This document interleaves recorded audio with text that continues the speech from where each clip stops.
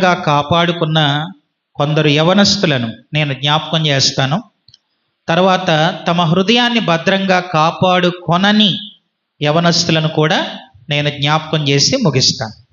కనుక ఈ ఇద్దరి పిల్లల్లో మీరు ఏ పిల్లలుగా ఉంటారో ఎవరికి వారే ఆలోచించుకోవాలి. ఆదికాండం 6వ అధ్యాయంలో మనం చూసాం.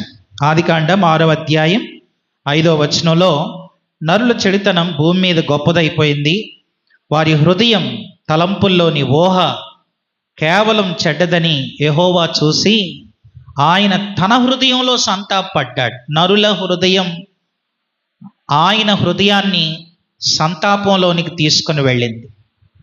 అలాంటి పరిస్థితుల్లో కొందరు బిడ్డలు, యవ్వన బిడ్డలు వారి హృదయాన్ని భద్రంగా కాపాడుకున్నారు. ఇదే ఆదికాండంలో మరికొందరు బిడ్డలు తమ హృదయాన్ని భద్రంగా